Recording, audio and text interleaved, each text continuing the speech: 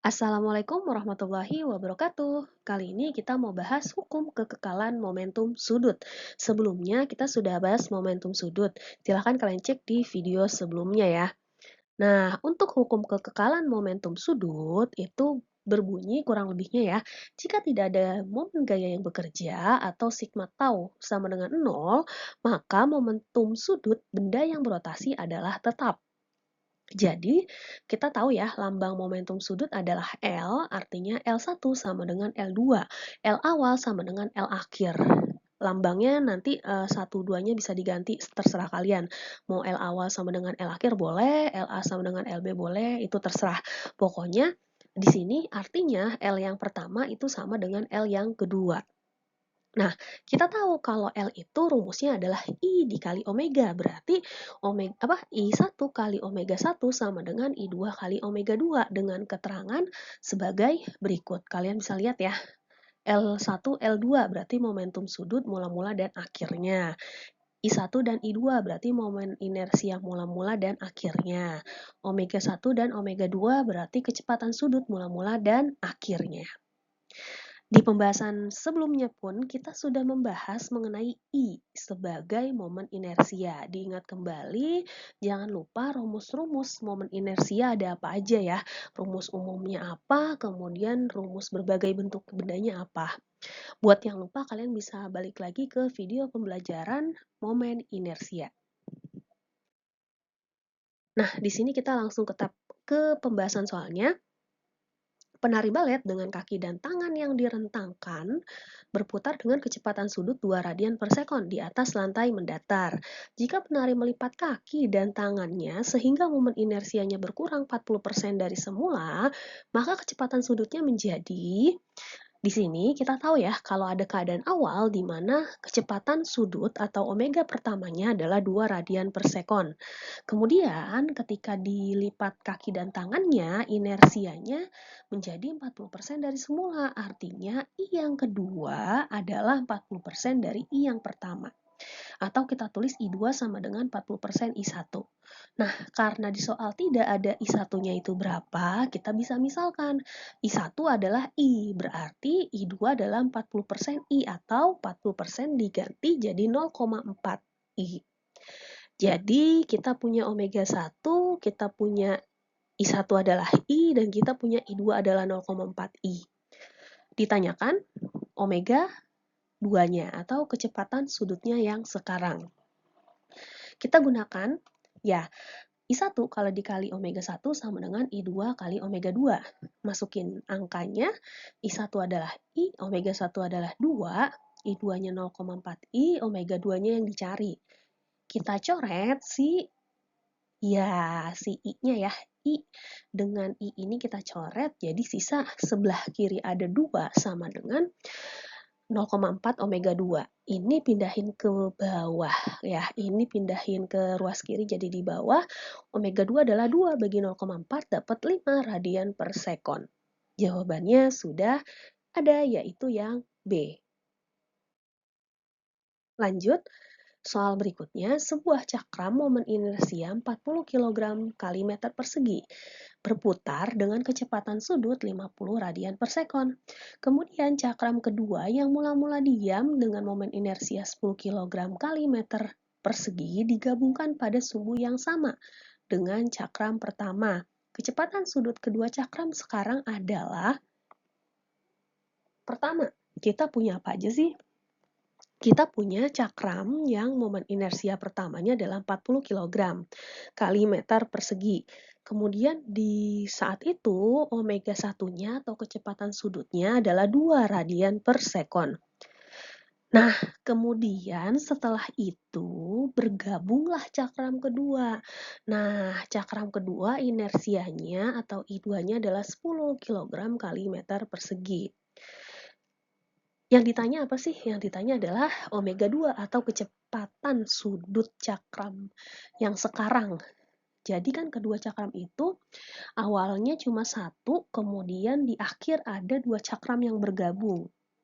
Perlu dipahami dan perlu digarisbawahi, kalian ingat ya, inti dari soalnya adalah pertama, ada momentum sudut cakram yang ini inersianya 40 kg/meter persegi atau cakram pertama.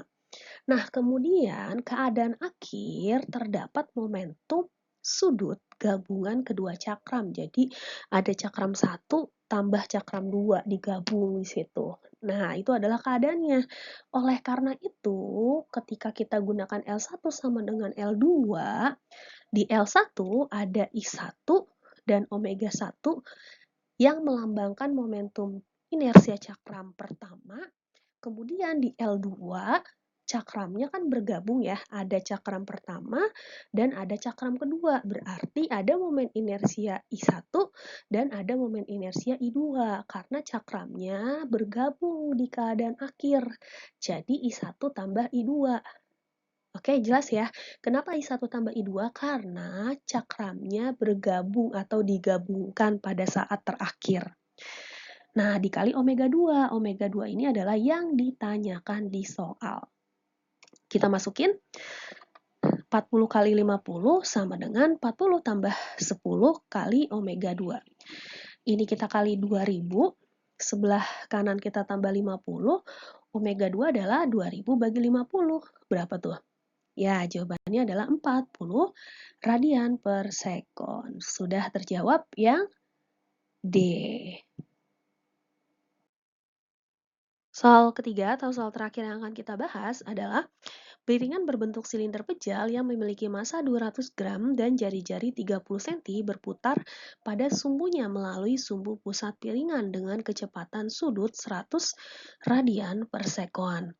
Jika setelah itu di atas piringan diletakkan piringan lain, artinya ini sama seperti soal yang kedua ya. Jadi awalnya tuh ada piringan pertama gitu kan 200 gram, terus keadaan akhirnya diletakkan piringan lainnya.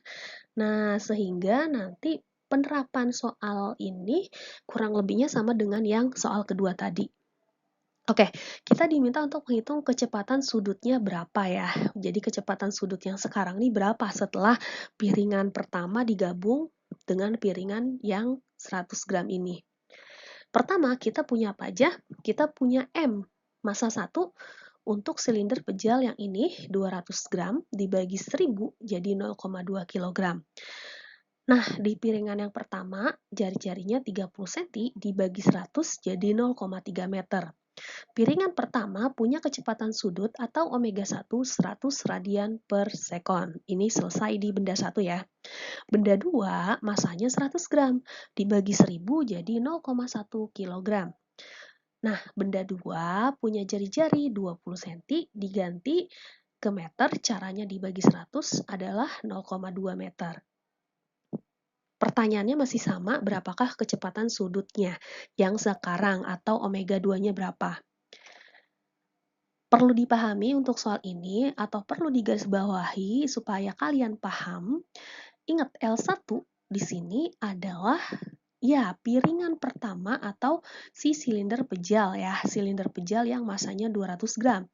Nah, si momentum sudut kedua atau L2 di soal ini adalah gabungan kedua silinder ini silinder pejal ini atau gabungan kedua piringan. Jadi piringan itu berbentuk silinder pejal. Nah, berarti kan sama kayak yang soal kedua ya. Jadi L1-nya itu satu benda, L2-nya itu adalah gabungan kedua benda. Cuma bedanya dengan yang soal tadi, kalau di sini kita harus cari dulu momen inersia bendanya. Jadi kalau tadi kan di soal kedua kita udah enak tuh ada I sama omeganya. Kalau di sini kita dikasih M sama R. Makanya kita cari dulu berapa sih momen inersia masing-masing bendanya. Momen inersia piringan silinder pejal yang pertama adalah setengah M1 kali R1 kuadrat. Kenapa sih rumusnya ada setengah MR ini? Nah, buat yang masih bingung atau lupa, silakan cek kembali video kita tentang momen inersia berbagai bentuk benda. Di situ udah dijelaskan ya kalau silinder pejal rumusnya itu setengah MR kuadrat. Lanjut, I1 sama dengan setengah kali 0,2 kali 0,3 dikuadratin. Nah, ini dibagi bawah dapat 0,1, ini dikuadratin dapat 0,09, jadi I1-nya adalah 0,009 kg kali meter persegi. Oke, ingat di sini kita harus teliti dalam mengalihkan ya. Di sini di belakang koma 1 angka, di sini belakang koma 2 angka, berarti hasilnya harus ada 3 angka di belakang koma. Jangan sampai kelebihan, jangan sampai kekurangan. Nah, itu adalah benda pertama. Kita cari benda keduanya, I2 ya. I2 sama dengan setengah M2R2 kuadrat.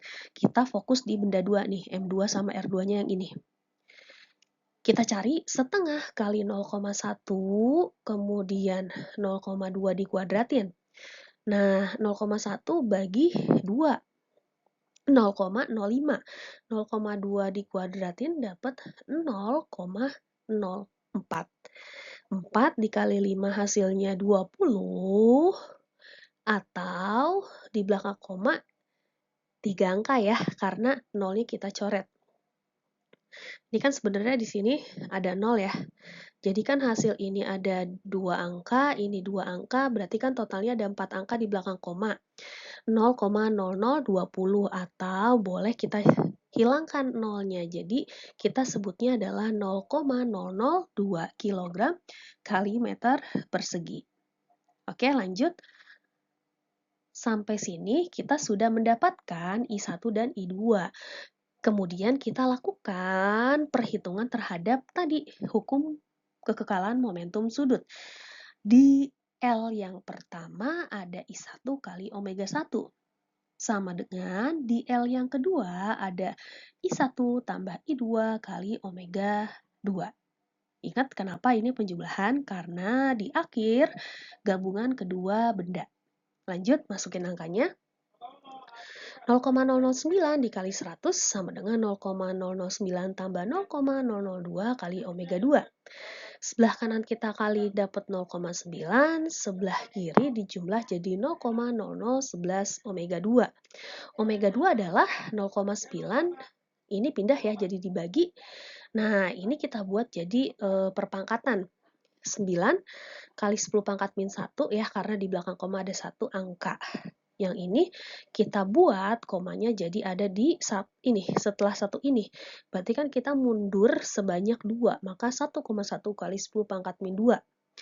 9 dibagi 1,1 dapat 8,18 min 1 dikurang min 2. Jadi 10 pangkat 1, atau sama aja min 1 tambah 2 gitu ya, 10 pangkat 1. 10 pangkat 1 itu hasilnya adalah 10, 10 kali ini jadi 81,8. Oke, sudah terjawab.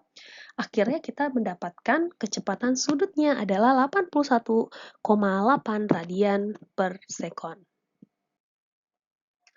Berikutnya ada soal tantangan untuk kalian kerjakan. Silahkan kalian pahami baik-baik dan kita diskusikan jawabannya di kolom komentar ya. Terima kasih, sampai jumpa lagi di video pembelajaran berikutnya. Wassalamualaikum warahmatullahi wabarakatuh.